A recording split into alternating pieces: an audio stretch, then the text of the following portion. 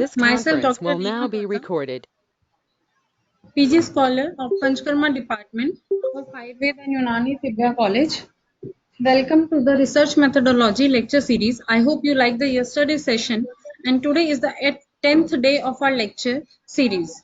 The topic of today's session is variability, probability, parametric, non-parametric test, which is going to be presented by Dr. Shriramji Girija Shankar Jyotishi sir. He is MSc in Organic Chemistry, MA in Public Administration, and PhD in Pharma Science. He is a visiting professor at Mahatma Gandhi Ayurveda College Hospital and Research Center, Salod, Hirapur, Wardha. He approved as a lecturer and assistant professor in Shri Ayurveda Vidyalaya, Hanuman Nagar, Nagpur for 36 years. He approved as a faculty of Maharashtra University of Health Science, Nasik, for the workshop of research methodology and medical statistics. He is a member of Scientific Advisory Group CCRS, Ministry of Ayush, Government of India. He is a member of Central Scientific Advisory Post-Graduation Committee as per Indian Medicine Central Council. Research activities are exploration of the Ayurvedic principle and providing laboratory experiment-based evidences to the same along with the study of chemistry of Ekal Aushadhi Dravya and some formulations with SOP were the main objectives, and it was met by designing and performing experiments for MD Ayurveda projects as co-guide. 76 such projects have been completed so far. 76 MD Ayurveda dissertations have been co-guided. 22 research papers, 6 monographs in API, and 8 articles have been published. 2 PhD Ayurveda projects have been co-guided. Other research work: Principal Investigator for 3 years in IIT New Delhi and KVIC, Government of India for Standards of Gomutra.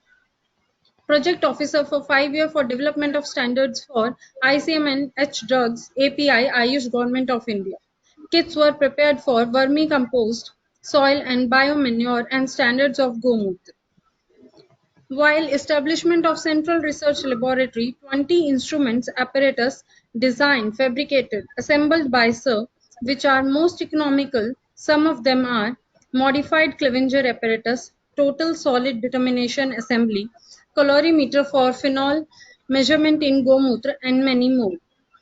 Sir has been enlisted as a guest lecturer and keynote addresser in more than 300 research institutes. Some of them are Gujarat Ayurvedic University, Jamnagar, Terminology, Ministry of Human Resource and Development, Rashtriya Vidyapeeth, RTM Nagpur University, and other research institutes. He is enlisted as chairman, co-chairman in various scientific committees. Some of them are GMP and QC training program, NBRI, CSIR, UG and PG teaching methods, Scientific Data Evaluation Committee, Ministry of Human Resource and Development.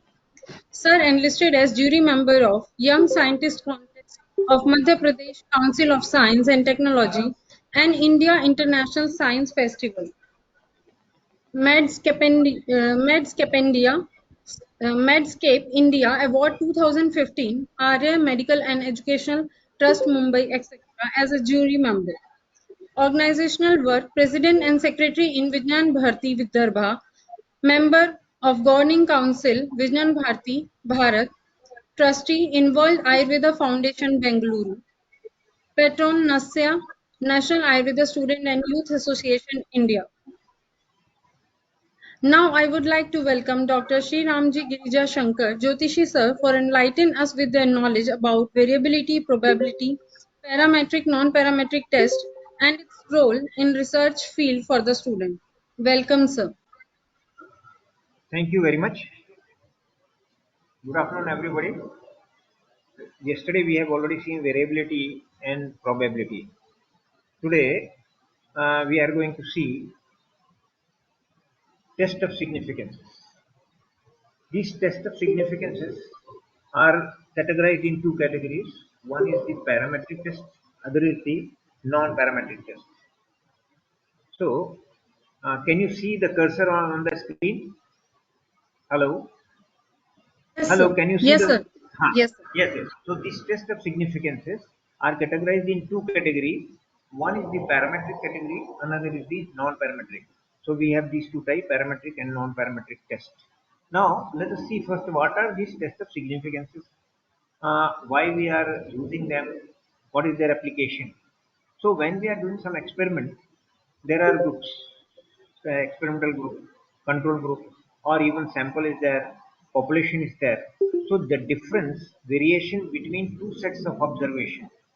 So from each sample we have two sets of observation, one from one sample, other from other sample, or one from the sample, other from the population. This way, we have sets of observation, two sets of these observation. Now, as we have already seen in variability, whenever there are two sets, more sets of observation, then definitely the thing will be that some difference will be there between them. So whether this difference is within certain limit or beyond certain limit. Within certain limits, we have already seen yesterday that is a natural case, normal case, and is called as biological variability. So it is a normal case that two samples will vary from one another. But the limits of variation, there is some limit of variation within which if they vary from one another, then we say it is a not natural and normal. But when it crosses this limit, we say it is real variability. It is because of some external force operating there, where sickness may be there because of the infection or whatever the reason is there, or if the person we are treating the person and the person is getting all right, and the other person who are not treated, they are not getting well. So there's a one group is getting well, another is not getting well. But the thing is that in both the group there will be some people who will still be sick. So the difference will be there between the two. So whether this difference is because of the treatment or some, if it is sickness, then because some infection or some other reason. So whether external force is operating there, to see that, to check that thing, we go for the test of significance. And this test of significance simply tells us whether it is a real variability or biological variability. So, difference between two sets of observation may be by chance, biological variability, or due to some external factor, that is a real variability. So, we apply test of significance and we try to know whether it is real variability or it is a biological variability. Because we know that there are many sick persons are there, they get all right even without taking medicine. Whereas sometimes we give medicine and person getting all right. So whether the person who is getting all right after giving the medicine, the question is there, if the person would have been not given medicine, so whether the person would have recovered without medicine, that is a question. To solve this question, we are applying the test of significance. It can be confirmed by applying suitable test of significance which employs statistical formulae. So today we are going to see only the formulae. This, when we say test of significance, test means it is not a chemical test, it is not a biochemical test, it is not a pathological test, but these are only the formulae. And in this formulae, we see in this slides we are going to see a lot of formulae. So the value obtained tells. So after Sir? applying that formula, hello. Yes, sir. Your slides are not moving.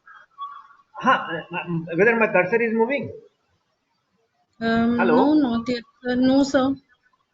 Cursor, can you see the cursor on the third statement? I'm moving the cursor. No, sir. No. No, sir. It's first slide only. Test of significance.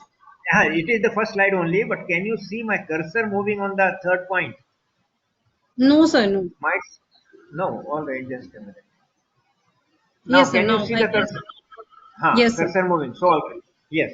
So now, So, if we say the value obtained tells, can you see everything clearly? I have reduced the size. Hello? Hello? yes, sir. So, can you see the things very clearly? Yes, sir. Yes, sir. Or so the value obtained tells us, means value obtained after applying the test of significance, that is a formula, and we get some value, some figure we get. So that value obtained tells the probability from probability, we get it from the probability table. So it tells us the probability for null hypothesis to be true. So after applying that test, that formula, we get some value. This value we are going to see in the coming slides. We see these values in the probability tables, even somewhere like log tables, they are there. So this table, and we see the probability. So whatever value we got from this test of significance, we take these values to the probability table, and there we see the probability. So what is the probability? What is the probability for the value obtained? So if the value is less than 0.05, as we have seen, so we have two hypotheses. One is null hypothesis, other is the alternate hypothesis. Null hypothesis, we say H0, hypothesis of no difference.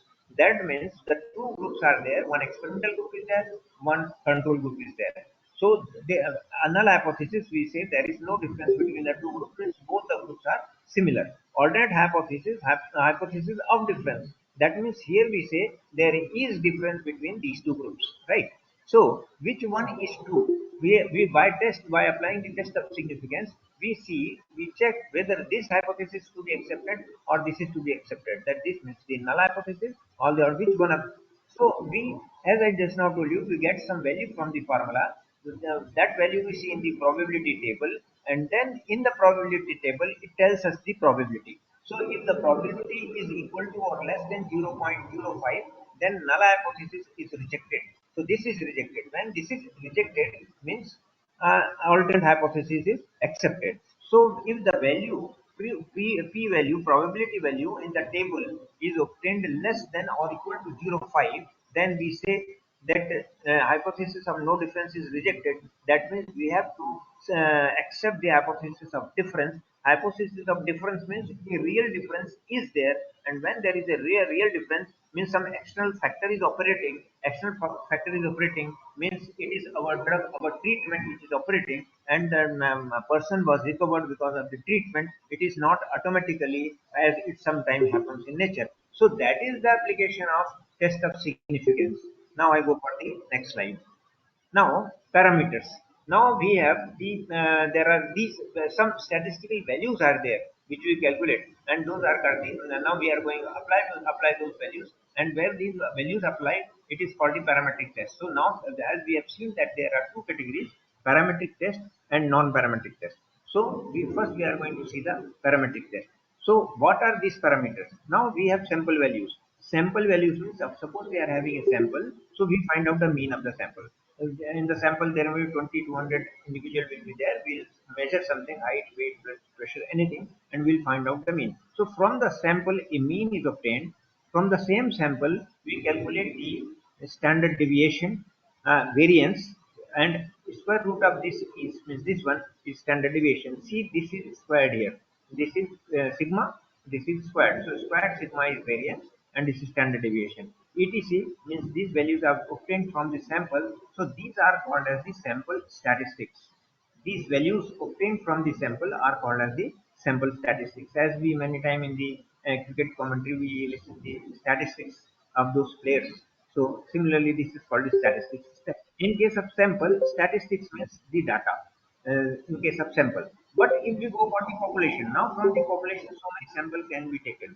It is one sample from the population. There will be so many samples from the population. From these so many samples, we will get the mean value. So in sample, it is called the X bar, whereas in case of population, it is called the mu. So this is the population mu, this is the population mean, and this is the sample mean. So this is called the sample statistics. This is called the population parameter. Similarly, as we find out standard deviation for the sample, we found out standard error for the population. So these population values are called as the population parameters. So when we say statistics, means these are the sample values, and when we say it is a parameter, means it is a population value.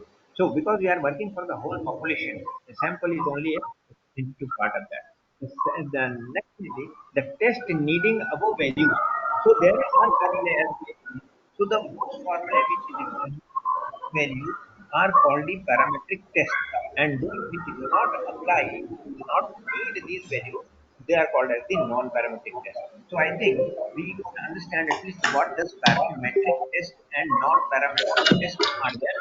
These parametric tests means where these values are required are applicable for quantitative data, and those non-parametric tests are applicable for qualitative data. And we can easily understand quantitative data where we measure the characteristic, for example, blood pressure, weight, sugar, cholesterol, creatinine. where we measure the thing, that is a quantitative data, and where we do not measure the thing, we simply say it is a number of person recovered. So number of person recovery is not measured. It is number. We simply say 4 patient recovered, 10 patient recovered, 2 patient died, this way. So here it is a descriptive thing. So there are only frequencies and characteristic is not measurable. Here characteristic blood pressure of 10 patients. So 10 patient 10 is the frequency and blood pressure is also measured. How it differs from one and the other, that is also measured. So this type of thing called quantitative data, where we say patient survived.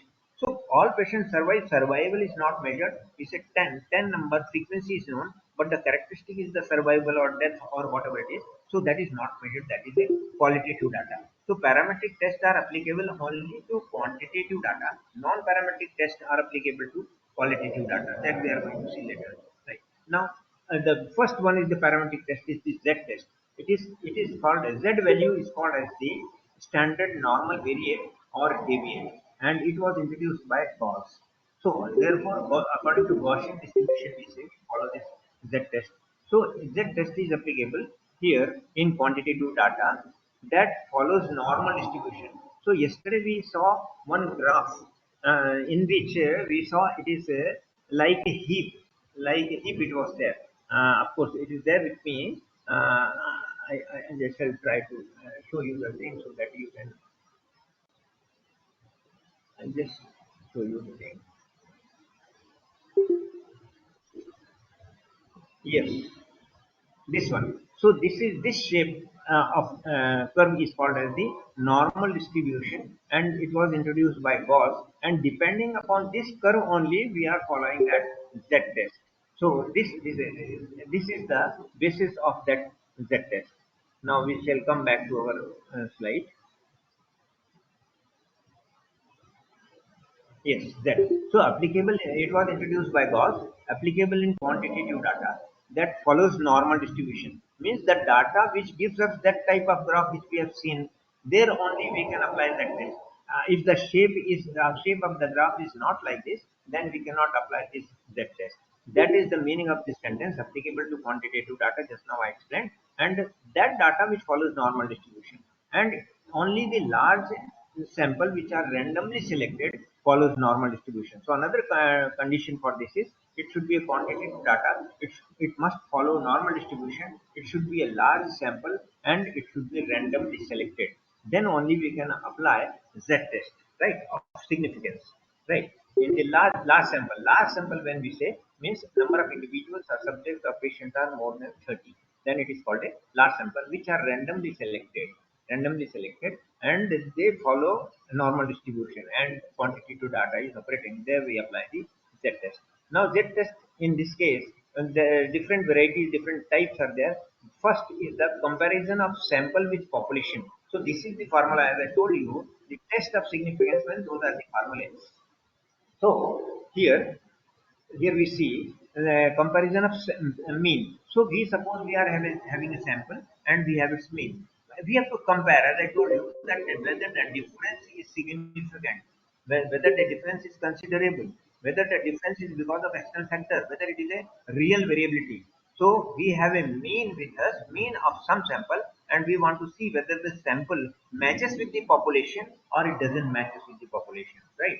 Therefore, to see this thing, right, then mean of sample, one sample is to compare with the population. For example, if we measure the height of young people, a particular age in Punjab, and the height of people in Maharashtra, so definitely their mean height in the Punjab will be more, and mean height in Maharashtra will be less. So what is the difference will be there? Whether we will apply Z test, and Z test if tells yes it is considerable, then we'll say that mean, suppose we have taken one sample from Punjab, this sample do not belong to population of Maharashtra. Simply statistical test will tell us that this sample do not belong to the population of Maharashtra. It is a sample from some other place. So this way, sample this may be applied in case of any sickness or something. For example, if it is a blinding mean of female hemoglobin. Mean hemoglobin is from the female at particular age is taken, and we have a population of course we do not know, it is not told to us that this is the hemoglobin belonging, this hemoglobin is belonging to females of particular age, and then we have a population reading of males. So we match this thing, we say the difference will be there, and z test will tell us no, this sample doesn't belong to that population which we are matching it. But whereas if we get a population value from the female, it will match with that, and definitely with this we will be able to say that the sample that we have used is of the females and not of the males. If we do not know the samples earlier. So from this value, so therefore we say sample mean is compared with the population mean, and this is the formula. Z value is calculated. This is the sample mean minus population mean, that is mu earlier I told you, and this is the standard error of mean. So standard error of mean. This way, when we find out and z value, this z value is seen in the probability table, and if the probability is coming less than 0.05, so null hypothesis of no difference. There is no difference between mean between the population and sample, that is rejected, and alternate no, they belong to different population is accepted. So this test, this formula tells us whether this sample belong to this population. Similarly, we compare two samples. Here we have compared mean with the population. Here we are taking two samples with whether these sample belong to same population. So here what we are testing, whether these sample belong to same population. So in this case, suppose it may be a clinical trial in your hospital. So one control group is there, one experimental group is there. Right now you are giving the treatment to both of them. To one case it may be placebo, it may be a treated group by some other group, drug may be standard drug. So it is a control group, and the new experimental you are trying a new drug. So what is the difference between the recovery of this? For example, blood sugar may be there, blood pressure maybe. I am talking about the quantitative data, not the subjective. These are all objective data, are objective parameter are this test is applicable only in case of objective parameters. So blood sugar, blood pressure, weight, height, creatinine, whatever the things are there. So for example, RT-PCR is not quantitative data, because here we get only positive and negative results. It is not measured, right? Where CR protein, that is measured, that will go in quantitative. But where the result is reported as plus and minus, it is quantitative data. Yes, no answer is there, right? So here we are comparing. So it is a case of two sample mean. So we find out the sample mean, so blood sugar of one sample, blood sugar of another sample, and then we give one is the control group, another is the experimental group, and then after the period of treatment, we again take their blood sugar, and if the blood sugar, then we apply to this. So the blood sugar mean of one group is there, one sugar mean of the other group is here. So such a difference is found out, and then we apply another parameter, divided by this parameter. So standard error of difference between mean. So by this we apply this thing, and we get the z value. If we get the z value, this z value we see in the probability table. In the probability table, it will tell us the probability with respect to the z value obtained by applying this formula. We get the z value. Z value is in the probability table, that will tell us the probability for the hypothesis, null hypothesis to be true. So if that value is coming equal to or less than 0.05, we will reject null hypothesis. Null hypothesis will not be accepted. That, and will accept that there is a difference between the two groups. And when we say difference between the two groups, means our drug is acting on it, right? So drug is effective, treatment is effective. And if null hypothesis is accepted, means the probability is more than 0.05, null hypothesis of no difference is accepted, and we say there is no difference between the treated group and untreated group. So we say drug is or treatment is not effective. Now this was the thing for the quantitative Z test for quantitative. We apply this Z test for qualitative data also. Means number of patients recovered. When we say number of patients recovered, so from that we calculate the percentage of patients recovered. So accordingly, now same comparison, the comparison of sample proportion, and with sample proportion means suppose number of diabetic patients in a population. So this it will give you the number percentage of diabetic patient. Here we are simply counting this thing, and some other population is there, means rural population and urban population. So whether diabetes is more spread up in the rural, or it is in the rural or in the urban. So we take a sample. So we suppose we know the rural, this rural or city, urban proportion, urban population. So urban population is known, proportion of urban population is known to us, and we take a sample. If this sample may be from rural side, this may be from urban side, something will be there. Then we take the percentage of the person having diabetes.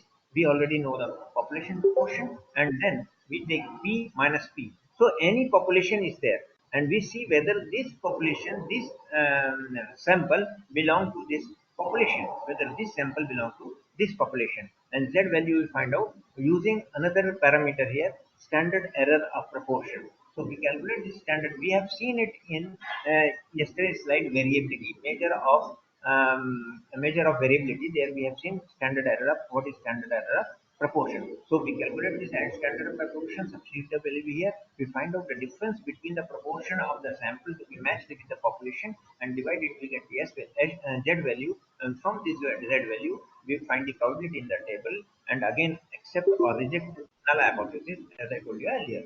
Now comparison of the two samples, as we have compared two means, here we compare two samples. So now suppose one sample is taken from the population of the city area, another is taken from the population of the rural area. So these two samples are there. So the proportion of sick person in urban area, proportion of person in the city area, divided by the standard error difference between proportion, which we have seen already studied. So this will give you the Z value again in the probability table, and according to the probability obtained, we can reject or accept null hypothesis. If null hypothesis is rejected, means there is difference in the proportion and of the urban and rural area.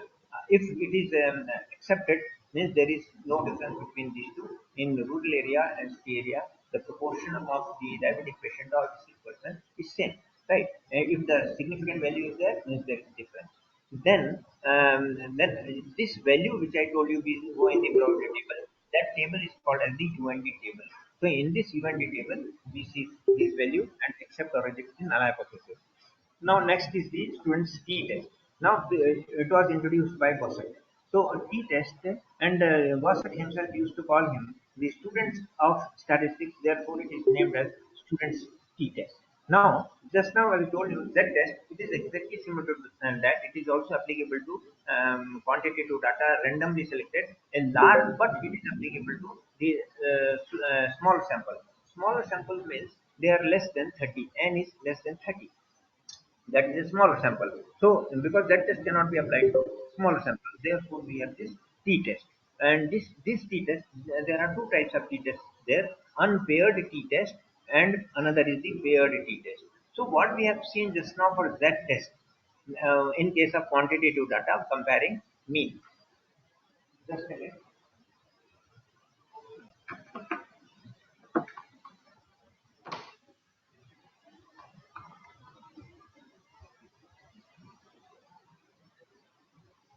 Yes. Now let again I'll start.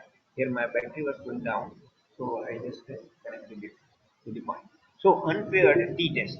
Unpaired test, as I just now told you, previous formula in the previous page slide, if you remember, it was mentioned Z here. Can you see my cursor? Z it was mentioned here, and this everything was same, right? So here t-test is there, and x bar 1 minus x bar 2 means it is the mean of one sample, it is mean of another sample divided by standard error, right? But when we follow the probability table, it is not the UND table, it is not the Gauss table, but it is Gossett table, and that is called as the T table. So another table. The method of following this table is slightly different. Here we have to calculate degree of freedom, and degree of freedom formula is n minus 2. In this case, n minus 2, n is the number of candidates, number of subjects in your sample.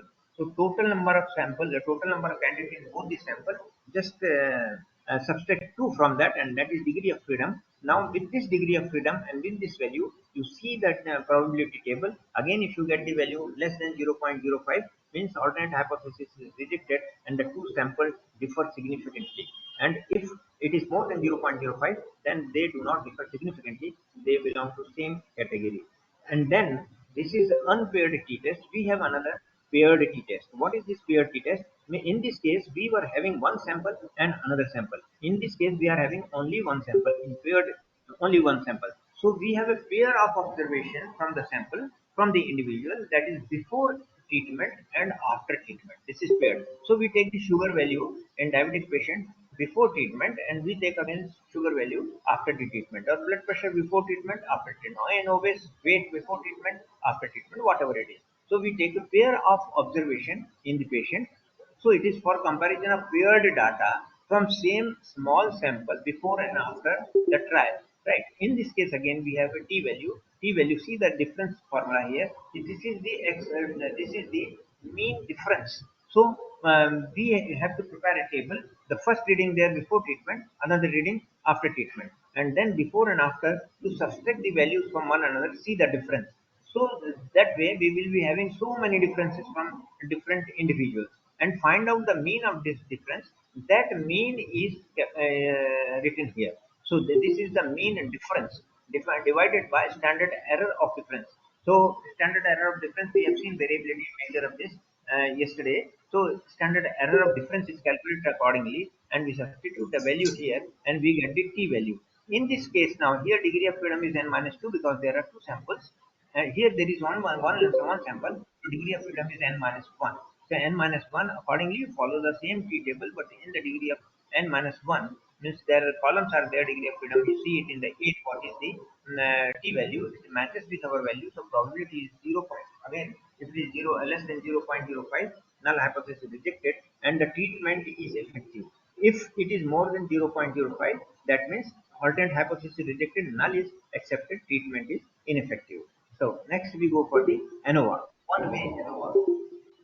So one way ANOVA Fisher test.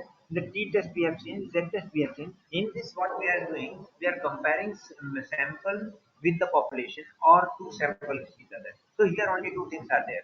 But if we are having more than two samples, three samples, four samples are to be matched together at a time, then we say we apply this one way. But here the main aim is slightly different from the previous one.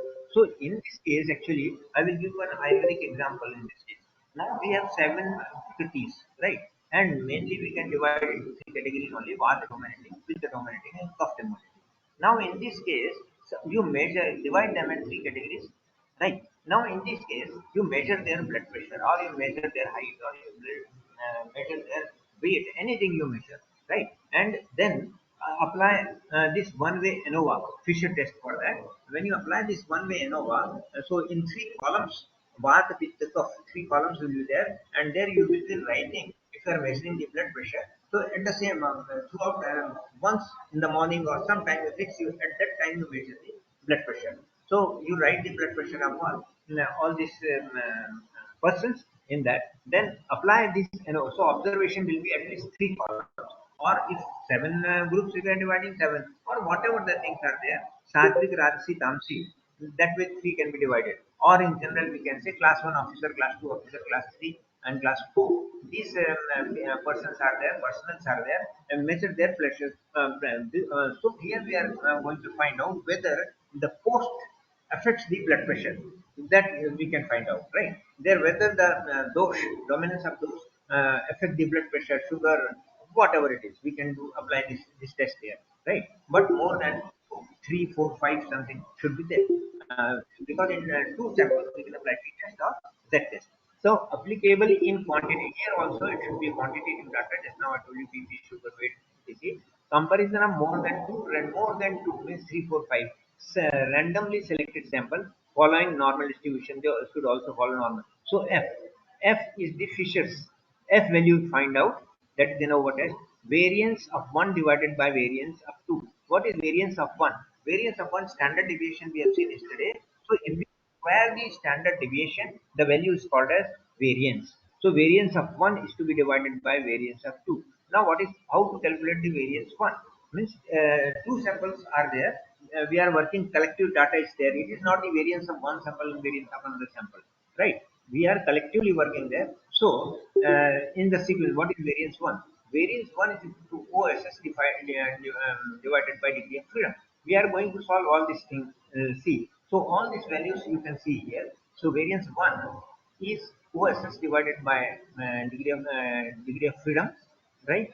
Then degree of freedom 1, and that also I'll tell you what is it. Variance 2. What is variance 2? It is ESS divided by degree of freedom 2. Now, all these OSS, what is OSS, ESS, degree of freedom 1, that we are going to see. So, what is OSS that we can see here? So, F is from here. F is ratio of variance 1 to variance 2. What is variance 1? Variance 1 is OSS divided by degree of freedom of 1. So variance 2 is ESS divided by degree of freedom of 2. So what is the OSS? This OSS you can see here. OSS is this complete formula will give us the value of OSS. This is summation of x1 square divided by n1. I'll tell you what are these things. Plus x summation of x2 square divided by n2 plus summation of x3 square divided by n3 plus these are the groups we have. We can have three groups, we can have four, five groups. So these will be so many values, right? And this should be actually n. Yes, it is n n. So this is plus when I'm writing means n means it may be 4, 5, 6. So many things will be there. So this this is 3. It should be actually n. Yes, it should be n, not x3. X3 has come here, so it should be xn divided by nn minus summation of x whole square divided by n. Now I'll explain what it is. Summation of, now first group we are having blood pressure. Suppose you are noting the blood pressure. Blood pressure first group, second group. You can see my cursor is moving. Nothing is written there, but you can imagine the table is there. What group? It's the group of 3, right? So blood pressure of all the what people, cough people, then pitta people. So blood pressure is here, right? Now summation x. This is called x. This what will be called as x1, pitta will be called as x2, and cough will be called as x3, right? So you add all this. You add all these things. You add all these blood pressure of all people and then find out the square of them. So blood pressure of all the bath people is added together and we have found out the summation of that is added and then we square it. So this is that summation of x1. Now see all these things which I am telling actually there should be board on which we can draw the things and show the things. On slide it is not possible everywhere. So that can be done. Similarly, this is the total of blood pressure of all the fifth people total, and that total has been squared. I think now you can understand easily. This is the total of blood pressure of all the fifth people or the second group people which totaled, and after totaling it has been squared.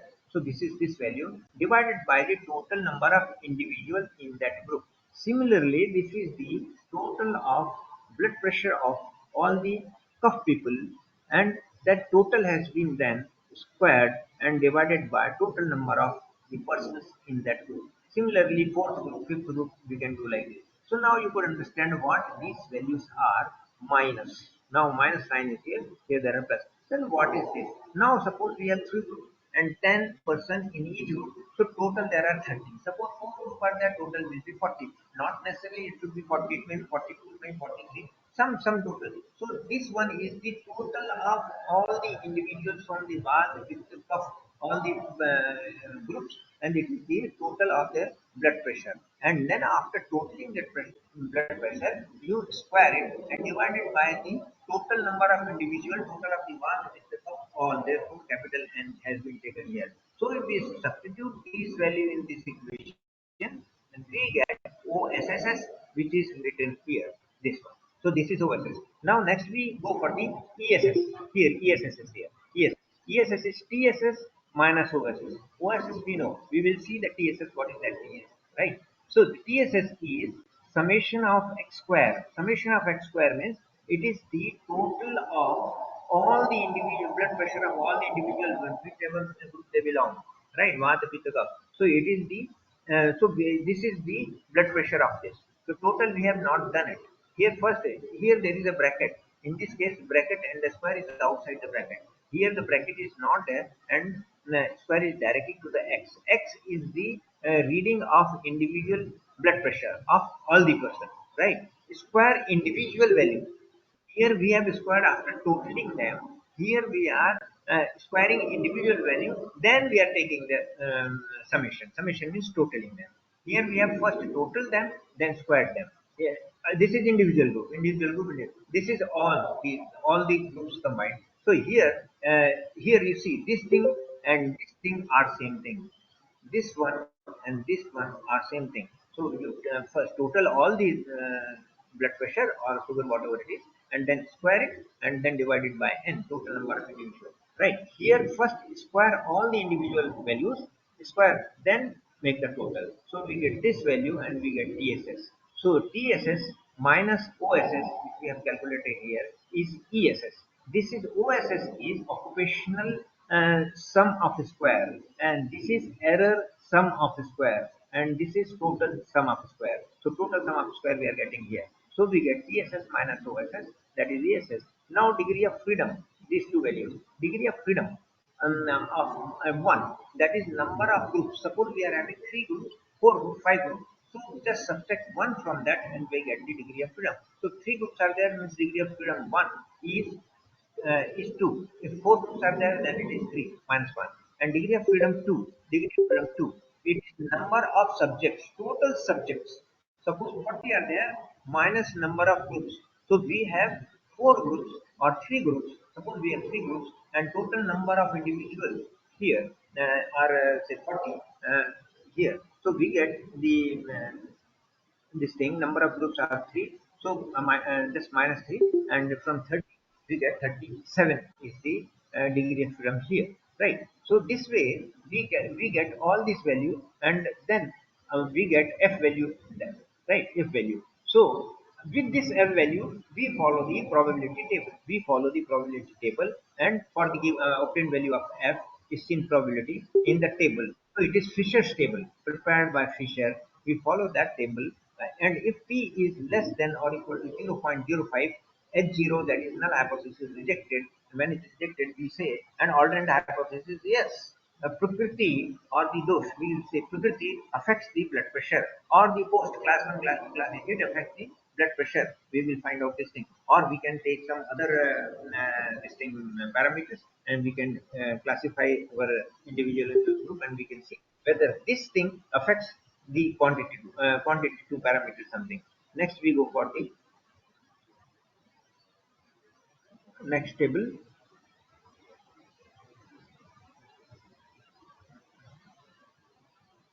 Yes. Now correlation coefficient, that is R, given by Carl Pearson. So Carl Pearson. Now correlation coefficient. This is the again for quantitative data. This is again for the quantitative data characteristic and randomly selected sample. They should follow normal distribution. That is another thing. So here correlation coefficient determines correlation between two characters, quantity two characters. Correlation, for example, it determines the correlation between height and weight. Whether height is anyway related to weight. If the weight of the person, in normal case, I'm saying, I'm not saying, I'm talking about the person. If in normal case, if the weight is more, whether the height of the person in normal case will be more. So whether these are related. If the age is more, whether the cholesterol will be more. Whether the age is more, so the blood pressure will be more. So if the in this case only quantitative things will be related, not the quantitative. If the Vat is more, whether it will affect the other thing, then Vat is a qualitative, so it cannot be applied here. Of course, Vat Pitta, I told you in the previous case we have taken. So in this case, both the characteristic to be compared must be quantitative, which can be measured by instrument, or we can get the value, their value from the laboratory. There only it can be applied. So correlation coefficient determines correlation between two quantitative characteristics in randomly selected samples in a sample following a normal distribution. So these are the conditions where this correlation and two characteristic quantitative characteristics can be compared. The correlation will be positive, means one increases, other also increases. Negative, one increases, other decreases. Or there may be no correlation, one increases, nothing happens to the other. So these three types of things we say. So when, and then we calculate the value R. This is correlation coefficient designated by the value by the letter R. So we calculate the value R, and if the value of R is plus 1, we say it is perfect positive correlation. If it is minus 1, we say it is perfect negative correlation. And if it is 0, we say there is no correlation. But there can be values between 0 to plus 1. There can be values between 0 to minus 1. So whether what is the value, then again we follow this correlation Karl-Pearson table, and in this Karl-Pearson table again we see the probability. If the probability says less than 0, null hypothesis, there is no correlation. Alternate hypothesis, there is correlation. So again with this R value, we check up the probability. If the probability is less than 0.05, then we reject null hypothesis and we say that yes, there is correlation. So this way, and then their values are there between 0 to 1. Not all the values, but significant values between 0 to 1. Significant values we see it in the table. So significant values in the table we find, but the value is not 1. So when and but it is positive, so we say there is a moderate correlation, moderate positive correlation. And when the value is in negative, it is significant but less than 1 and more than 0. Say it is more than minus 1, it is more than minus 1. Between 0 and minus 1, we say that there is moderate negative correlation. So this way we can talk about the 5 types of correlation: perfect positive correlation, moderate positive correlation, no correlation, moderate negative correlation, and perfect negative correlation. So that these are the things we find out. R will always be between 0 to plus, R will be always be between point minus 1 to plus 1. If minus 1, if it is minus 1, then it is perfect for positive correlation. All these things here just now I explained you. I am just reading because I already explained it. So minus 1 is a perfect positive correlation, 0 no correlation, plus 1 is perfect positive correlation, and 0 1 to 0 moderate positive correlation, 0 to plus 1 it is moderate positive correlation. But for the obtained value of R, probability is to be seen in the table. If it is less than 0.05, null hypothesis is rejected, means no correlation. Hypothesis of no correlation is rejected. Yes, there is correlation if the probability in the table given by Karl-Pearson correlation table we say, and if it is from that probability we find out and we reject this H0, that is null hypothesis, and we say yes, there is correlation between height and weight. There is a relation between age and blood pressure. There is relation between cholesterol and blood pressure. And this way we can say we can find out the correlation between these. These are all parametric tests. Now we go for the regression. Regression means now correlation. We have found out the correlation. Now in this correlation, and degree of association means how much weight increases. Suppose 1 unit weight increases from the mean value, how much weight will increase? Because we are saying that there is correlation between weight and height. So if weight increases, height also increases. So if 1 unit of weight increases, how many unit of height will increase? So that is found out by the regression. So that is designated by V x over y and V y over x. Just a minute, I'll have little water.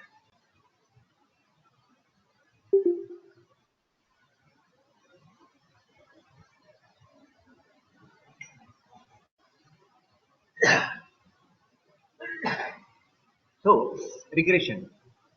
Here we have the regression. Regression. So we, with the help of this value, we calculate how when one thing increased by 1 unit, how much unit other thing will increase or decrease, positive negative correlation. So this is that value regression Vx over y and y over x. It is useful for calculating the unit of increase, or just now told you the same thing written here. It is useful for calculating the unit of increase or decrease of a character, and the one which we are calculating is called as the dependent variable. We call it dependent. The one which we are calculating, how much it is increasing or decreasing with 1 unit increase or decrease of the other. So the one which we are calculating, we call it dependent variable, right? So the character, how much it will be dependent character from it from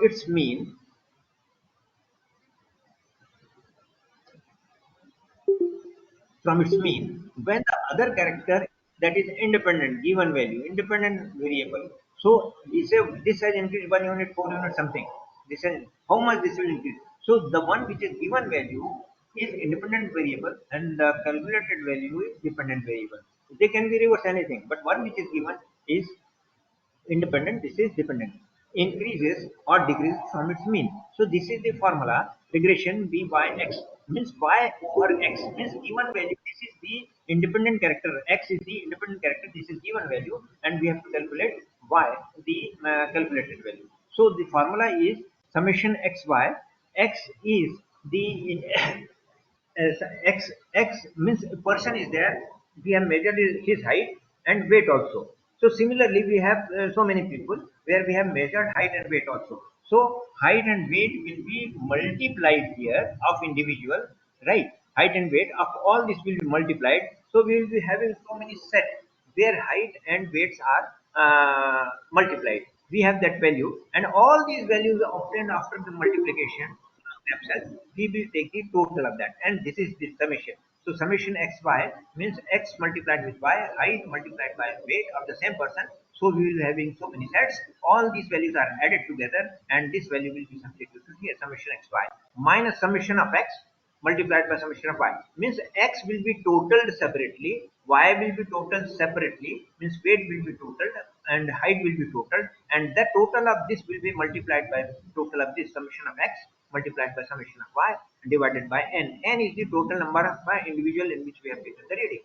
Now this thing is divided by summation of x square. So x, if it is height or weight, it is squared individually. It is squared, and then the total of the square is taken. This is here. Whereas first the total of the x is taken, and then it is squared by this value and divided by n. So this is, see, the x is written here, the x is here. This is common. So this is the regression of y over x, right? So for the given value of x, we will calculate y with the help of this value. Regression of y. Now here we see the regression of y. This is the regression of y.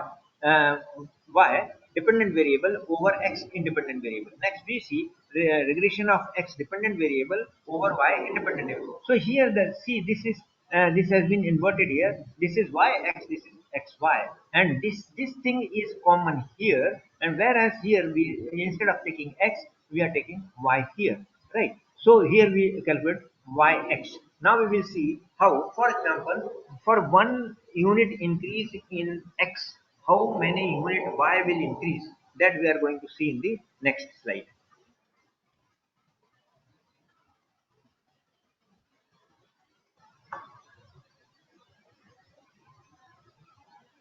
Yes.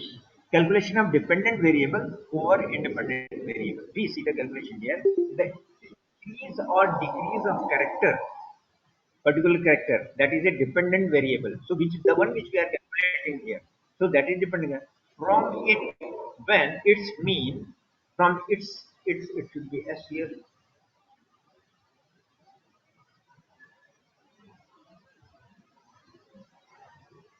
from its mean, when the other character, that is the dependent independent variable, increases or decreases from its mean, can be calculated as follows. So one value is given. Suppose the weight from 40 kg increases to 41. This I am talking about the persons in the age where the height increases.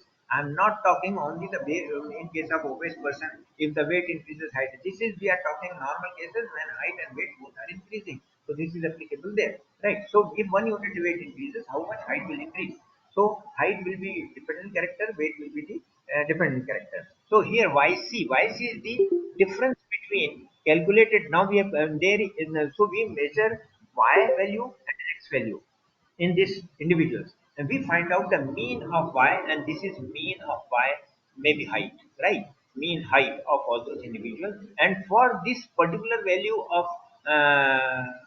weight, calculated value of yc will be there, right? Yc, that is calculated value of y for a given value of x, that is weight or whatever it is, right? The difference between these two we are designating as the yc, small yc, right? Now we say how this difference can be calculated. This way, here we have regression. Y is the dependent variable and x is the independent variable. Value of x is given to us. We have to calculate how much y will increase. So this can be this regression point, the regression value which we calculated from the previous paragraph is substituted here, and given value of x is here for 1 kg, means 40 is the mean, suppose, and 41. So this is the 41 kg for a person of 41 kg. Weight, mean weight of that group is 40 kg. So this way we have the difference of 42. Difference will be 2. Like this we are having right? So then we rearrange this equation, we keep the yc here only, yc, and y bar. So minus y bar will be taken here, this becomes plus y bar, and then we have this value. So this bracket is open. When we open the bracket, this b multiplied by minus x and becomes minus x bar, right? Minus byx plus this, if we multiply with this is a plus byx right here. So yc can be calculated for the given value of x, which for the given value of x with the mean of x and mean of y. So these are known, and this is calculated in previous. We can calculate what should be the height for the calculation of y over given value of x. Similarly, here we go for the calculation of x, calculation of c here. Same thing. In place of y, we are taking x. In place of x, we are taking y. So in this case, calculated value of x, what should be the weight of a person having this much height, and mean height of that group is this much. The regression of x over y, this is the value, this value, and then we get this value x bar, mean x bar minus by bar minus regression plus regression and the given value. So in this way, we can calculate for a given value of height, or it may be a given value of age, given value of cholesterol, blood pressure, or whatever it is there, we can calculate from this. And whether this is within normal range or beyond range. So if it is normal range, then that is normal increase. If it is beyond this, means we have some other formula for that also. So we can say whether this increase is normal or abnormal. So now next we move for the next slide. Yes. So this way we have calculated. Now that was the last test I have taken for the parametric test, and then we go for the non-parametric test here. Non-parametric test, as already I told you in the beginning, that here we do not require any statistical parameter. No population parameter, means standard deviation, mean, average. These things are, and these are very useful for us in case of objective parameter. In case of mainly Ayurvedic treatment, we generally observe the qualitative data is there, and subjective parameters, Tandra in case of diabetes, right? Vague, various vague, and then pain, should. These things are there, and we note them in plus one, plus two, plus three, like that, plus four. Or VAS scale is there for pain. VAS, visual analog scale is there. One, two, three, four, five. So patient tell compare its pain, previous pain, and this one with the number. So here we are having a, this is a ordinal scale. This is not a quantitative data. This is a qualitative data. So these things are not measured by any instrument or in the laboratory. We simply approximation we are doing plus 1 plus 2 plus 3 according to the definition. So for those parameters, we are applying this non-parametric test, and the first one that we are taking is chi-square test. In this case, subjective parameters like that are not taken. Here simply we count number of person recovered and number of person not recovered. So in this case, suppose you are some person is having joint pains and you are performing Panchakarma, whatever it is, Panchakarma for joint pain. On other case, in modern medicine, they are doing modern therapy.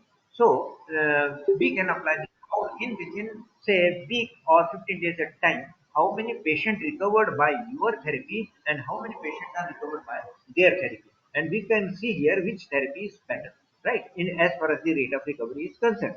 So we can test it like this. Now this is this way. So this number of patient, when we say recovered and not number of patient not recovered in this therapy and that therapy, we compare. So those number of patient is called as the frequency. So the frequencies are involved directly. In this case, we do not find out the percentage as we have seen in the case of Z test with standard error of proportion. Right? We find out the percentage there. Here directly the number of patients are involved here, and then recorded in two in by two table.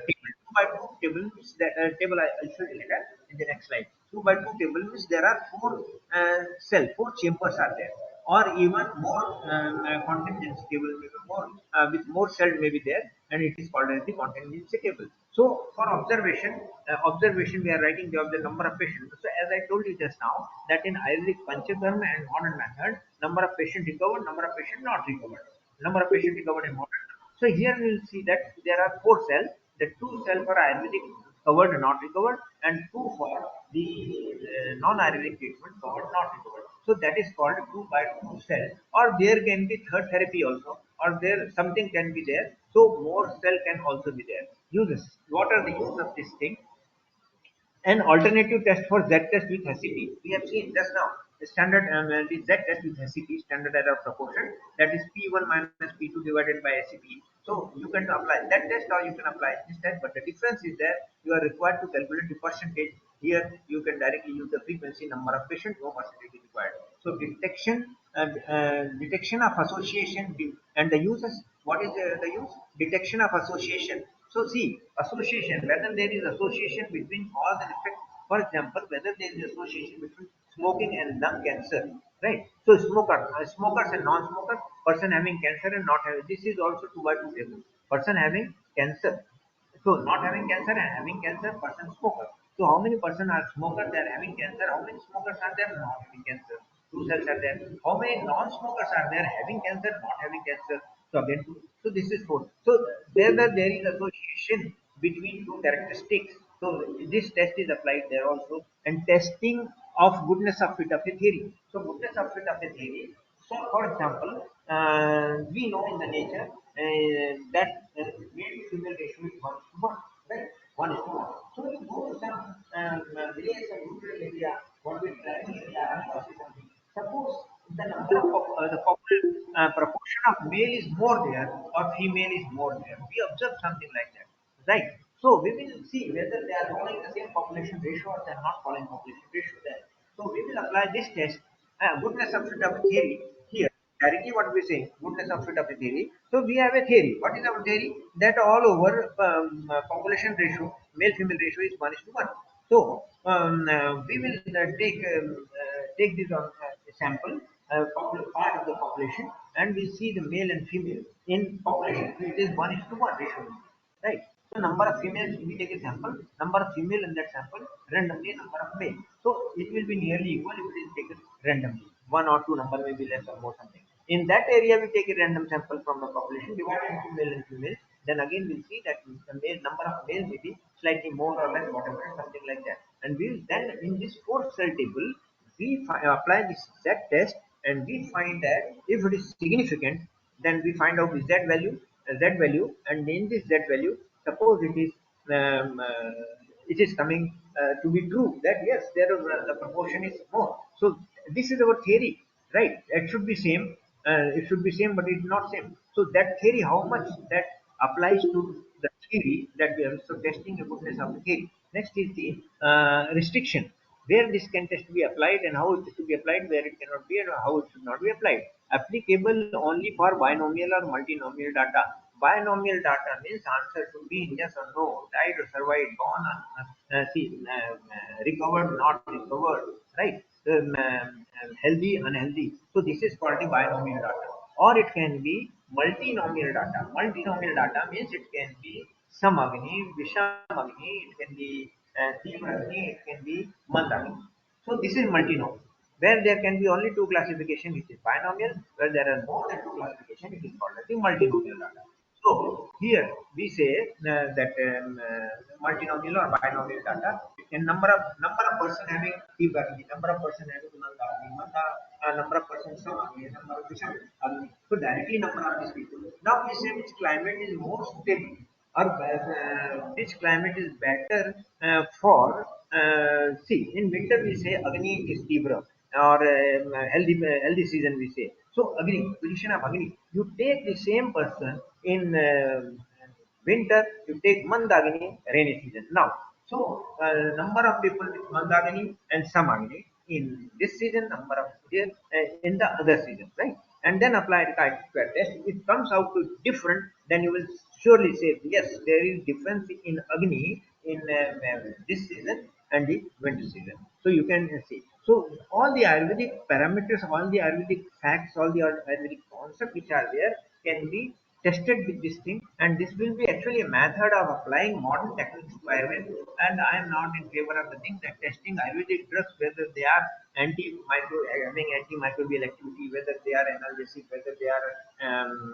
hypotensive, whether they are hypoglycemic, I am not in favor of that. I am in favor of applying this test or scientific methods or laboratories. Those can be applied, but we should go for the ionic parameters. The concept we should try to show the ionic parameters. That is my concept, and that what you have heard in my part. 76 projects I have done like that only, taking the ionic parameters and applying modern methods to provide an evidence to that.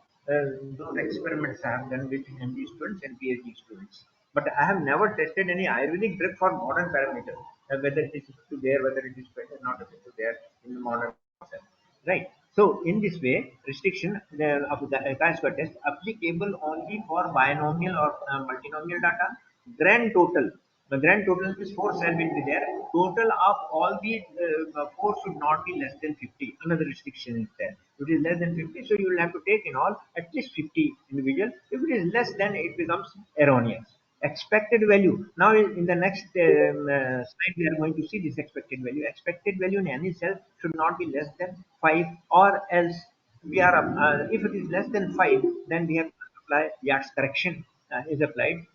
In 4 cell table only, correction can be applied this. If it is multinomial, then we cannot apply Yates correction. We have to merge these tables so that the frequency increases. Now this is the contingency table. Now this is a multinomial table. If I don't take this C, now can you see this table here? This is contingency table. So a table is there. Now here X, Y, Z three varieties, A, B, C, D three varieties here. If I take only X and Y, if I take only A and B, then it will be 4 cell, one cell, another cell, one cell, another cell. So there are only 4 cells. Since I have taken 3 here, so now I am having here the 9 cell table is multinomial. If only these two would have been taken, then it would have been 4 cell table. So it is now multi. T is the total up. So what the frequency which we are talking, how many person are smokers with cancer, smokers without cancer, right? Non-smoker with cancer we can say, non-smoker with cancer we can say. So this observed value, this is O stands for observed value. So what we have actually, then we have expected value, right? We calculated expected value as per this. We calculated RT. RT is the row total. This is the row total, and CT is the column total. Here is the total, and here is the total. So this is the column total. So RT, the row total multiplied by the column total here. This divided by the grand total. The grand total should be here. The grand total will be here. So total of all. So this. So we get the expected value which we write here. Observed value, the actual value which we have observed. Expected value calculated as per this. So we have this type of 9 cells in which OE are given for each cell that is calculated. Right. From this value, we have the chi-square formula here, summation of. So you calculate chi-square O minus E, O minus E whole square divided by E. We get chi-square for this, this. So 9 chi-square values will be obtained here. If there are 4 chambers, then 4 will be obtained. So this value, just total them. This sign is the summation. So 9 value, whatever you get for different, you add them together, and that is the chi-square value. And that chi-square value, then we see the calculation table there. And again, if the probability is less than 0.05, null hypothesis detected, means it is, these things are related to each, associated. These are associated with each other, right? But if suppose somewhere we have seen in the previous slide that expected value should not be less than 5. Suppose it is less than 5, then we apply Yates correction, and this is Yates correction. So here this value is just subtracted by half total. By whichever plus minus there, you just subtract half, then square it. Here we are directly squaring divided by E. This is the Yates correction, and then you can the value, and we get the chi-square value, follow the table. Accordingly, we have a degree of freedom, right? Degree of freedom is table. Which column is to be seen? So degree of freedoms are mentioned there. So C1 means column, number of column, 1, 2, and 3 columns are there. Where we have 3 minus 2, right, is equal to 3 minus 1, that is equal to 1, and 3 rows, 1, 2, 3. So 2 minus 3 minus 1. So 2 multiplied by 2 is equal to 4. So 4 is the degree of freedom. In the table we see before 4 there, what is the value given, and accordingly we accept or reject null hypothesis. For each E, the general expectation contingency table, the single row or multiple column can be used for. Now we have, it is not necessary we have this type of, we have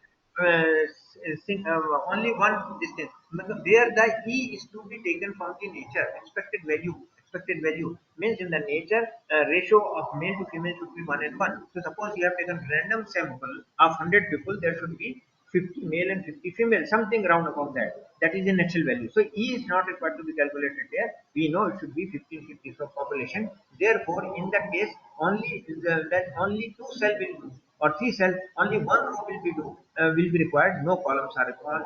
Only one row is there, and this way, so many columns will be there. And for E, the general expectation contingency table, a single row, as I told you just now, multiple column can be used. Degree of freedom is there. There, the degree of freedom is K minus 1. K is the number of class 1, 2, 3. Only this way. We don't have the things like this. So this way, so K minus 1 is, and accordingly from that degree of freedom, get P from chi-square table, and again accept or reject null hypothesis. Next, we go for the. Yes. Now this is another Mach number table, Mach number test, non-parametric. So this is applicable only to 2 by 2 table, right? 2 by 2 table. You just now whatever. Now this is from this is frequencies are involved directly, and here we have the paired data. Paired data means suppose we are evaluating a diagnostic kit. Diagnostic kit is there, as we have seen previously, that RT-PCR test. Though the patient is sick, it may be negative. If the patient is not sick, then even it may be positive. So how valuable a particular test is there, this can be applied for that. Or a treatment, before treatment and after treatment observation can be done here. This is again a qualitative test. Now in this case, so here, see, test 1, this is test 2, we are comparing this test 1 and test 2, right? So one test gives positive value, and this test also in a number of the persons, positive a number of the person. This test gives positive with b number of, with this it is giving a negative test. So this is positive with both. This is positive only with test 2, but negative with 1, right? We are comparing two tests. Then we have negative. So test 2 is giving negative test, but test 1 is giving positive in this case. So this is positive with test 1, negative with test 2. This is negative with both. So this way, this is negative with both. This is positive with both. This is negative with test 1, but positive with test 2. This is negative with test 2, but positive with test 1. Right. So here the total we are A plus B, C plus D, A plus C, and B plus D. This is the total and the final total here. Now keeping these values in mind, the formula is chi-square also we calculate here. Right. It is called Nemmer's chi-square. Previous one was the Pearson chi-square. So here B minus C. This is B minus C. B minus C, B minus C, then square it and divide it by B plus C, B plus C, and we get the value here, chi-square value. Degree of freedom same as in case of chi-square. It is all. It will always be 1 because we have only 4 cells here, so it will always be 1. And differ chi-square table with degree of freedom and value of P. If it is again less than 0.05, we say test is rejected, and the alternative yes. Both the tests are significantly different from each other, right? Tests are significantly different from each other. If the null hypothesis is accepted, no difference, then we say yes, both the tests are equivalent, both the tests are. So this is used for this type of testing, comparing to test or treatment before and after treatment. Now here is the Wilcoxon test. Now I think yes, we are running in 34 slides. Yes, still there is time, some time. I'm trying to finish the things. I would like to ask you one thing, if you can answer someone. Hello, hello, hello. Can you listen me? Yes, sir. Yes, Hello. sir. I, Yes, sir. I'm just running fast to finish the thing. Are you getting the things? Hello. Yes, sir. Yes, sir.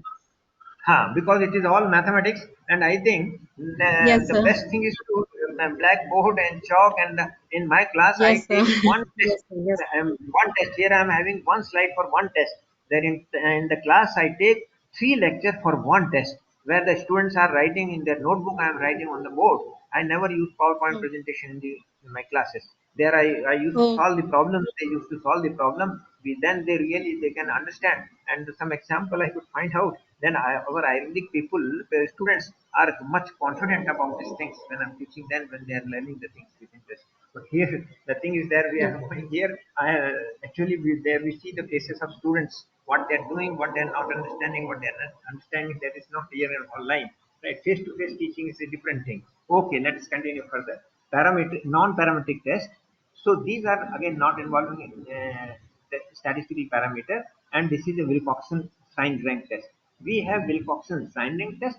Next slide we'll have Wilcoxon rank sum test, right? So this again, Wilcoxon sign rank test is into two categories: one for a small sample, another for the large sample. Where it is applied, you see, for subjective parameter. It is, as I told you, it is for subjective parameter using ordinal scale. Yesterday I explained you ordinal scale, right? First, second, third ranks are there as a grading for mild, moderate, and severe as plus one, plus two, plus three. So when you are using this scale for recovery, right, then we apply this Wilcoxon sign rank test or rank sum test where these signs are used, right? So therefore it is called sign rank. Signs are ranked here, right? Wilcoxon sign rank test is for paired data, right? Paired means after and before, right? Or audio memory is more or visual memory is more. So in the same person, these things will be taken, right? Or today actually I taught in the class. We say in our shastras that anything learned in the Brahma Muhurt is better than learned in other time this way. So we can see paired data. Somebody can be given a task to learn it in the Brahma Muhurt, and again some other thing, same thing in the night or some other times, right? And then we can take the test of things which are learned in the modern, no, sorry, in the Brahma mode or in the night time, and how much mark they get for the things which are learned in the Brahma mode, and how much mark they get for the things, of course, should be equally of the same standard. It should not be difficult and easy. So, how much they can score for the things which they learn in the night times or other times. And then we can apply Wilcoxon sign rank test. It is a paired data. Sign rank test can be applied here, and it can prove, it can give us an evidence. Yes, things learned in Brahmo are better than things learned in this way. We can do it like this. Or the one example already I give you here, but right, scoring like this, right? So whether audio memory is more or visual memory is more, something told to the person as I'm telling you, and visual is on your screen. But if the thing should have been there in the classroom, then I think it would have been a better thing.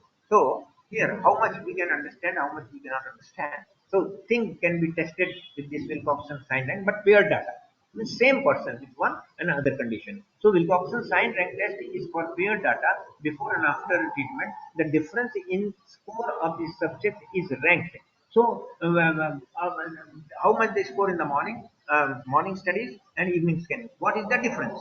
So difference, we find out the difference between the two, and then ranking. So difference, where the difference is more, then it will indicate that Brahma Muhurt is better than right. If the difference is less, then we say no, there is no difference, no mark difference is there. So in all, so many cases will be there, and we will rank them with less mark and more mark, number one, number two, number three. This way it will be ranked, and ranking. I took one complete class for ranking, how this ranking is done. Otherwise, people do not know how the ranking is to be done. Right? Of course, it cannot be taught here, it cannot be explained here. So, ranking is done. And with this rank, we apply this formula. So, zero difference is omitted. For n less than, because number of individuals you have taken, if it is less than 10, it is equal to less than 10, it is called small sample. Directly the Wilcoxon table. So, whatever we totally rank there, what is the total of the rank, and then we follow Wilcoxon table, and there we find out the critical value. From that table we can either accept or reject depending on the value, null hypothesis, and we can say yes, there is no difference means Brahma Muhurt or any are same. If there is difference, we'll say yes, in the morning it is better or in the night it may be better, whatever it is. So for this less than number of 10 individuals are taking this thing. So you can see, do one thing, yoga, you are doing some yoga, right? And suppose if you treat as memory. So before that yoga asana, you just give them something, right? To explain them something and what is their memory, how much will they understand. After performing yoga for 2 days, 1 week, something, whatever is time, you again then explain them something, how much they understand, and take the test both the time, and how much they get, and apply. If the number of the individual person performing yoga is less than one, then we can apply this test, and by applying this test, we can see directly because less no calculation is required. Directly take the total of the rank and see it in the Wilcoxon table. It will directly tell us whether null hypothesis is accepted or to be rejected. Null hypothesis means no difference. Doing yoga is useless. And alternate hypothesis, yes, doing yoga is useful. So this can be done. If the number of same thing is here, same thing is done. But if the number is more large sample is more than equal more than 10 large sample more than Wilcoxon Z is computed as follows. Z. This is not that Z of Gauss. This is Z of Wilcoxon. So T minus T, the rank, total of rank which we have done here, same thing is done here, that is called the T, right? So we will get T minus and T, some will get negative mark, some will get positive mark. So the one which one is bigger, so T is here, TE is required, expected T is the total rank, right? Negative positive. And T is calculated for n within bracket n plus 1 divided by 2. So this way we calculate the T, expected T, right? N is the number of individual taking part in our experiment, right? And we calculate T. This T is placed here. So obtain T and calculated T, expected T. The difference is in divided by standard deviation. This is not the same standard deviation as we have seen in the previous cases. Again, otherwise it is a parameter and this one is a non-parametrical test. So how this SD? This SD is not that standard deviation, right? This is Wilcoxon. This is not coming under. See, the formula is entirely different here. See, n plus 1 multiplied by twice n plus 1 divided by 24. This value we calculate. So it all depends upon the number of individuals taking part in the experiment here. So SD we can put it here. And if Z is more than or equal to 1.64, we reject a null hypothesis, right? P is less than 0.5, and we say yes, the treatment is effective. So these are the two paired. These are the two tests for paired data obtained in the this type of grading type of or scoring when we say type of experiment. Now we go for the this is the single sample where data is paired before and after. Now we go for the another where we match two samples. So in this case again small sample and large sample. So here this is a unpaired. Previously it was paired. Wilcoxon sum rank sum test. Now it is a rank sum. We go for the summing the rank. Right, rank sum test is for unpaired data. Previous one was for the paired data. Two data from the same person or less than equal to 10 small sample, the score of two sample is ranked cumulatively. Means what we are doing, two groups are there with us, group A and group B, right? Treated, untreated, or whatever it is. Two groups are there, and then the score is in each group. These two scores are mixed together, and ranking is done together. Of course, it is not possible for me to explain here the code and how it is done. So we are just mixing the data of group 1 and group A in order, right? The marks which they have obtained, the score which they are having is arranged in a particular manner, right? Then we rank them at the same time. What is the rank? And then after ranking them, we again separate them. So here we are having two groups, N group and M group. N group is the smaller group, M group is the larger group. That is standard convention for that. So we then total the rank of the smaller group. Rank of the smaller. The only difference in ranking, everything is done as previously. Only thing is that the score of two groups are mixed together. So suppose there are say 8 individual in one group, 8 individual in the other group. So total there are 16 individuals. All these 16 groups are not written separately. They are written at a time, and ranking is done there. Then again we mark that this one belongs to one and this one belongs to by different color or underlining. After ranking, we again separate them. So n means the smaller group. Ranking of the smaller group is summed up. The total is directly if it is less than 10 or equal to 10, we directly see the this Wilcoxon table, right? And there we can find out whether H is to be accepted or rejected. There we can find out. But if it is a larger group, more than 10, right? Then we again apply Wilcoxon Z is calculated. This see previously T it is T minus T again divided by ST, right? But here T is different as we had the previous one. Here T is N within bracket N plus 1 plus M plus 1 1 divided by 2. This way we calculate the T. Whereas in previous case it was a different thing. See, what we calculated here, right? It was 4n plus 1 divided by 2. Here it is different. So this one is the t value. We get the t value is substituted here. Total of the ranking of the smaller sample is t here, right? And then standard deviation. The standard deviation was different, n within bracket n plus 1 into bracket twice n plus 1 was the formula there. Here it is nm. N is the number of individual in one group, smaller group, number of individual in the larger group. They may be same also, less or more also. Then number of individual in one group, number of individual in the other group, plus 1 uh, divided by 12, whole thing under row. So we get SD, and with this we calculate Z. And with this Z, if the value is 1 point is equal to or more than 1.64, we say the null hypothesis is rejected, and yes, they are the effect is there. So next we go for the next slide. I think we need two more slides are there. Yes, man with me. Yes, two more slides. Last two slides are here. We are, I think we are doing properly. So man witness test. This is the alternative to Wilcoxon ransom test. Either you apply previous. I'm listening some sound here. Suppose something is coming. Hello, hello, hello, hello, hello, hello. Yes, sir. Yes, sir. Some sound is there here. Yes, sir. Are Yes, you yes. also? I have muted her. Now it's okay. Now Yes. it's okay. Last two slides are there, right? So, Okay. Okay. man witness test. It is an alternative test to Wilcoxon sum rank sum test, right? Either you apply this Wilcoxon test or you apply man witness test. It is one and the same thing, but the conditions are slightly different here. In Wilcoxon test, and for it is applicable only for the unpaired data, means two samples. Previous one we have seen either one sample before and after, or two sample can be compared. Here we are seeing only two sample can be compared. Therefore Wilcoxon rank sum, not the sign rank sum, right? Another thing is that in Wilcoxon small sample is equal to or less than 10. In this case small sample is equal to or less than 15, right? So again same thing is here. All other things are same. Formula is slightly different. For subjective parameter, using ordinal scale as grading for mild, moderate, severe, plus 1, plus 2, and plus 3. It is for the unpaired data, as we have seen. Unpaired paired means from the two data from the same person. These are the two different persons. We are comparing two different groups. We are comparing. So if n is equal to or less than 15, it is a small sample. The score of two sample is ranked, as we have done it in case of Wilcoxon ranking.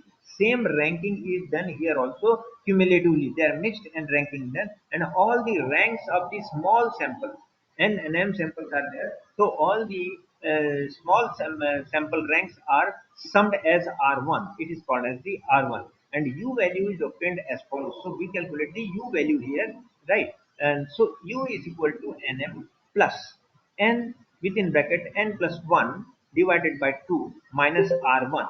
So n is the number of individual in one group, m is the number of individual in the other group, here n, right? And R1, as we have seen, is the total of ranking of the sample, ranking of the small sample, right? And p is obtained from man witness. Just like Wilcoxon table is there, man witness table is also there. So in this way we find out the value of we see the value of u there, right? And if the p is less than 0.05, then null hypothesis is rejected, and we say yes, there is difference, remarkable significant difference between the two treated and untreated, or doing this exercise, not doing this exercise, or getting up in the morning, or the people, some people you can say, it can be in case of students also. People are going for morning walk, and people not going for morning walk.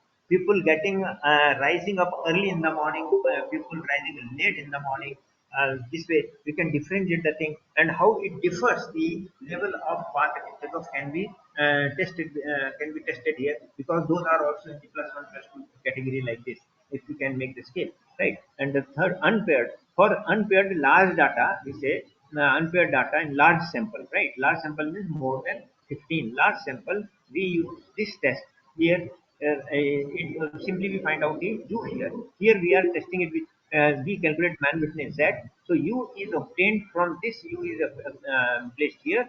substituted here, and UE is calculated as per this formula, NM, number of individuals, one group, number of individuals, other group, divided by 2. So this is placed here, divided by ST. So SD, formula for ST in Wilcoxon rank sum test, and here are the same. SD is equal to under root NM within bracket N plus 1, M plus 1 divided by 12 LSD. So you substitute this value here, and by solving this equation, we get the value Z. If the Z value here is more than or equal to 1.645, then P is less than 0.05, and H0, that is null hypothesis of no difference, is rejected, and alternate hypothesis of alternate difference is expected. If it is more than this value, right? More than this value. If it is less than this value, then this is more than this value, and then this will be accepted, or that will be rejected. Means there is no difference, you can say. And now we go for the last slide. Right. This is previously we have seen Carl Pearson correlation coefficient. This is Spearman rank order correlation coefficient. That was for quantity. That was for quantitative data. Right. This is quantitative, means the data which we are taking, we are measuring by instrument as blood pressure, blood sugar, weight, height, or whatever things are there, we are measuring them. Here we are grading them. So when we are grading them, or scoring is there, right? So in scoring, error can be there, therefore those tests cannot be applied here. So in this case, for correlating subjective characteristics, subjective parameter, where grading is being done, the difference between the score is obtained, and Spearman rank order correlation coefficient is computed as follows, right? The difference between the score is done. So in this case, now I will take one example here. I have taken assumed some one data here. So we consider that those students which are intelligent, are better in maths, they can do better in physics also. Those who are poor in mathematics, they will be poor in physics. This is our just hypothesis, right? Whether so similarly, you can say here, having work, more of the work, they will not be able to do the work continuously, right? Am I right? Those who are having work, well, they will be their stamina will be less. Am I right? People dominating work in work, stamina will be less. Right. So here that can be applied here, right? One madam is sitting beside me, I confirm her. So those who are having the dominance of work, their stamina for work will be less, right? So we can say, and those who are having tough, their stamina will be more, I think, or whatever it is, you know it better. So here I have taken the example of physics and maths. Those who are better in maths can do physics also better, right? Those who are poor in maths, physics will also be difficult for them. So here we can take the example of maths, math and the stamina will the work. So score for math can be written like this, as I have written it for physics. They score out of 10. They score this one, right? And here there is stamina. How much they score for stamina can be written here. I have written score for their mathematics. Then here we have the formula. So this is the observable. This is candidate number 1, 2, 3, 4, 5, 6, 8, something like that. This is the total, right? So here we have the formula rho. Greek letter rho. It's not p. Rho is equal to 1 minus 6 sigma d square divided by n within bracket n square minus 1, right? So this is the formula we are having to calculate rho, that is the Spearman rank order correlation coefficient. So it can be calculated like this. The d here, so here we understand everything. Sigma is the summation, n is the total number of individuals involved in it, right? And d is the difference between score. See, this is the difference between score. See, this is the difference, right? You can write this earlier, or you can write the plus and minus will change to minus and plus. There is no problem in that, right? You write anything about the plus minus changes, no problem is there, right? So this is d is the difference between. So you find out scored in physics is 8, in maths is 9, minus 9. If you write maths here and physics here, then it will be 1. So write anywhere, it doesn't make any effect, difference. So this is difference is minus 1, here difference is 2. Candidate number 2, difference is 2, minus 1, here 2, minus 1, minus 1, 2, like this way. And then we require a d square. So here I have found out the square of this thing. And then summation of d square. So if you take the total here, this is summation of d square. So 20 can be placed here. Number of individual is 9. So n is equal to 9, and we can solve the thing. So if the value what we are getting here, with this value, we can see the table, and in the table we can see whether null hypothesis to be rejected or accepted if the probability is less than 0.05. So if null hypothesis is rejected, we will confirm that yes, those who are stronger in maths, their physics, they are doing well in physics also. And other way, if those who are having dominance of math, they are having negative relation here. Their stamina is less, right? So we can do this way. We can apply this in Ayurvedic context also. Instead of taking this, we can take Ayurvedic things, and this can be done. Similarly, we can say I have heard somewhere from your people, those with vast प्रकृति, madam, हमारे vast प्रकृति are here, right?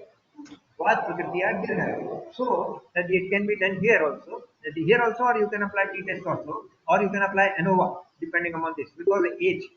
Right, but Vast you cannot apply Pearson correlation because their Vast pits are not quantitative. There is four. So best is the ANOVA, or you can apply this way. So this our Ayurvedic every parameter we can apply suitable. If we know if we are well in statistics, we can show everything as modern people. So we are not required to test our drugs, our method, our things on modern parameters.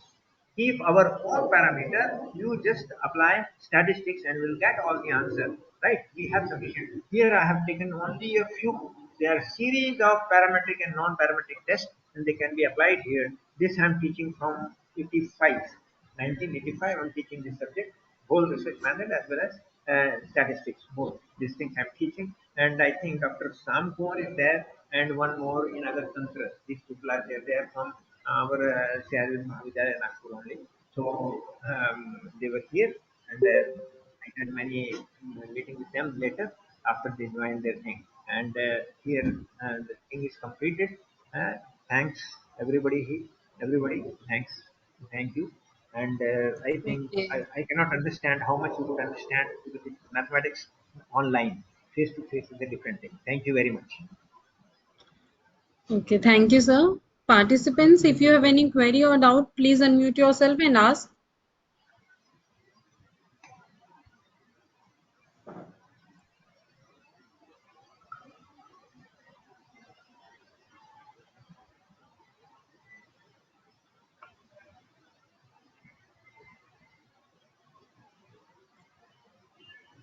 If the people are not having any question or anything, or if they could not get the thing, if they do not understand anything and face any problem in future also at any time, I think that this is during their research work, anything they can contact me at any time. People all over India, they used to contact me, right? So you can also contact, you are welcome for that. Yes, Madam is yes. having the number, and the people are having the number. My number was shown on the screen, the first slide also. So you can call me at any time. You can get your problem solved as far as my capacity. I will try to do it. Okay, thank you, sir. Now I would like to thank our speaker, Dr. Shriramji Girishankar Jyotishi sir, for enlightening us with their knowledge about variability, probability, parametric, non-parametric test. Lastly, on behalf of the Panchakarma department, I would like to express my gratitude to all the participants for patiently listening to this webinar. The next session is on 6 September at same time from 2 p.m. to 3:30 p.m. Thank you, sir. Thank you so much. Thank you.